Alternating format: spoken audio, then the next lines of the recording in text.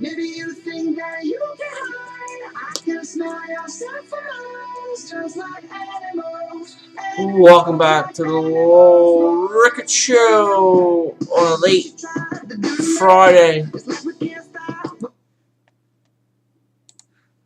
early Saturday mornings. We're approaching midnight. I just went over the brackets for the PIAA District 3 basketball tournament. I'd like to go over what my predictions are, but I may do that tomorrow or later today, as I'm not really prepared, as I really haven't studied it since the prelims and all that are over. So, I want to just go over what happened. The NFL, as we know, the Patriots are the Super Bowl champions. They beat Seattle. A bonehead call by Pete Carroll at the one, not running the ball, giving the ball to Marshawn Lynch instead of throwing a quick slant. I think if you rolled Russell Wilson out and thrown it, that way you have the run pass option. I don't think that would have been as bad of a call. I think people would have lived with it. But I think because on first and goal, Lynch got 4 yards, so why not keep giving him the ball? But it is what it is. Some people want my take on the Eagles. 9-3 going into the last 4 games and lose the last 4 and miss the playoffs. Lose to Dallas, lose to Seattle, lose to the Giants, and lose to the crappy Redskins. That's not how I pictured it. They got work to do. They need to revamp that secondary because that's the weakness of the whole team right now. They need to draft corners and safeties. They need to pick up safeties and corners in free agency. They got to tighten that up. They need to re-sign Jeremy Maclin.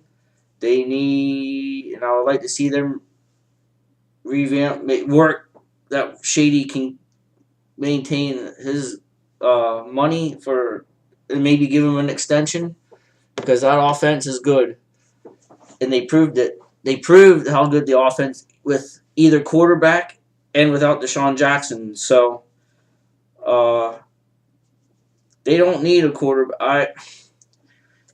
To me, if they give up the farm to move up for Marcus Mariota, that is the stupidest move I've ever seen and heard. And that sentiment was voiced by Michael Wilbon a month ago on Part of the Interruption. He said the same thing. It'd be stupid to give up the farm for Mariota. There's a kid that was at Oregon and went to Southwest Louisiana that they're really high on, and they can get maybe after the second round, so they could get a steal there. But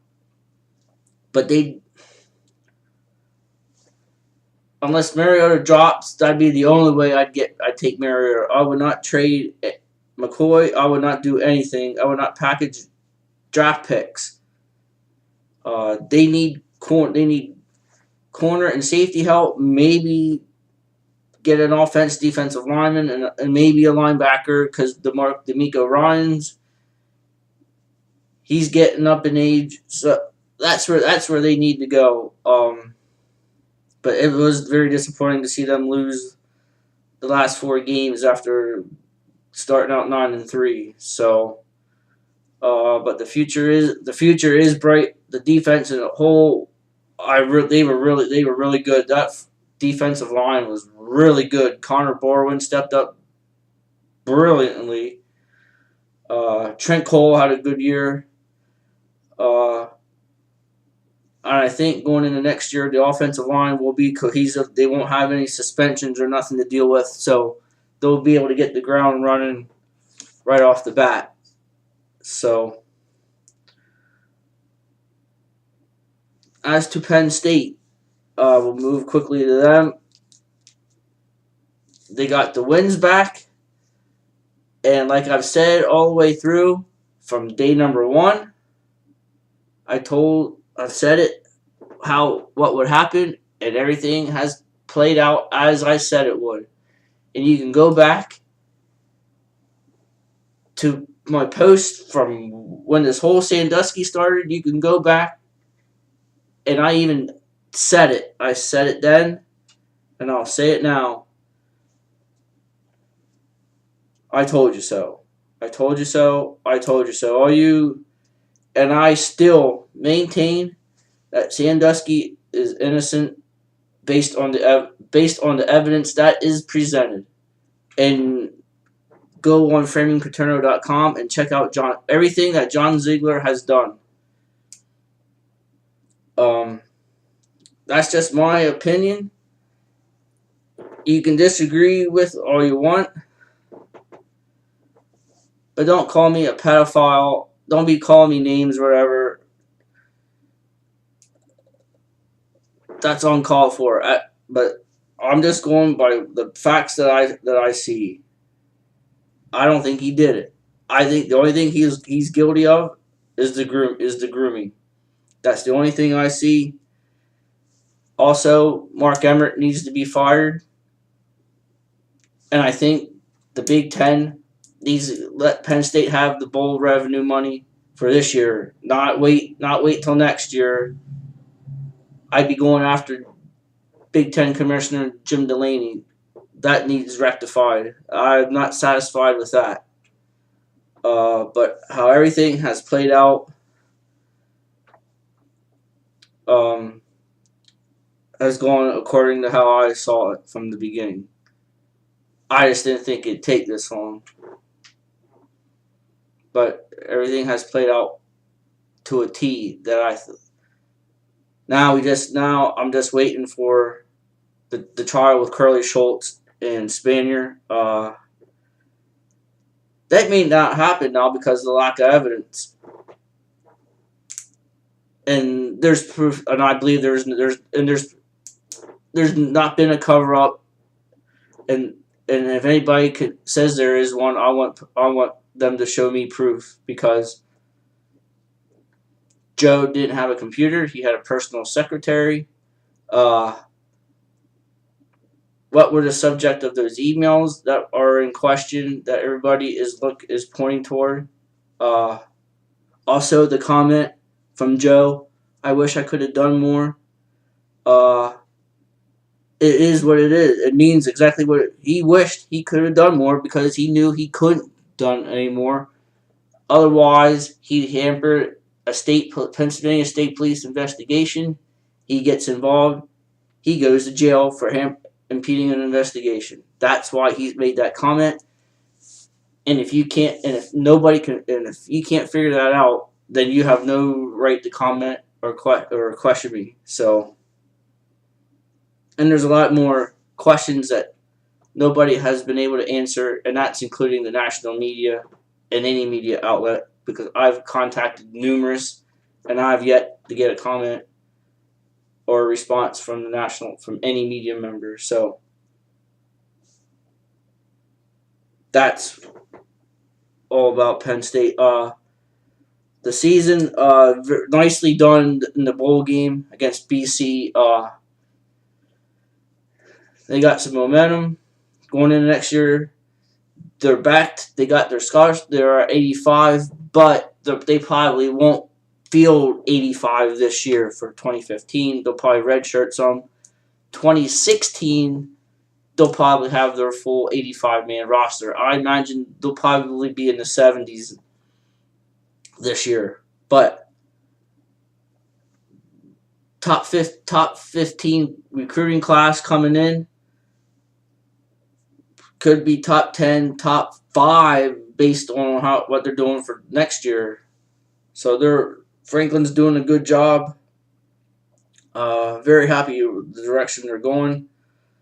I'm expecting a big year from Hackenberg, as the line will be better. He'll be able to really showcase his skills.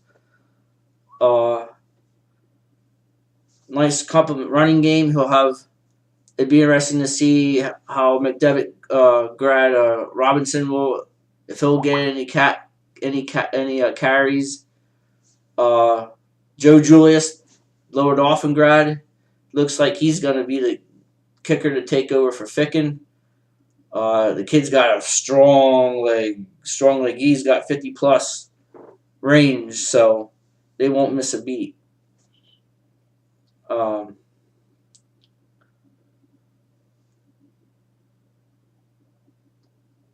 Ohio State, congrats to them for winning the national title. I don't think they're my opinion. I don't think they're the undisputed champ because, in my opinion, there should be 16 teams in the playoff. You should have all the conference champ. There's, I believe, 12 Division I conferences.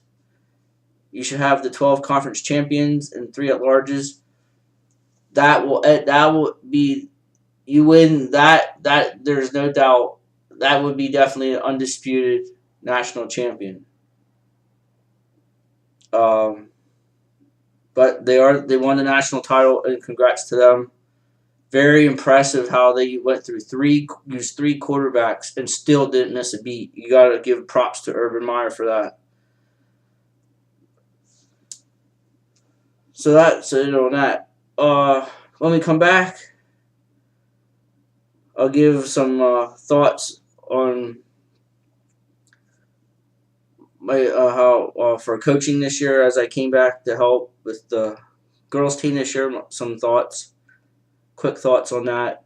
It was a pleasure. I will say this as we go over the break. It was a pleasure coaching. I really I like it, and I've said this the last time I coached. I want to coach as long as I can, and to get this program on track back where, and I know we can get it to where we want to go. So that's the goal of our coaching staff. So we'll take a timeout.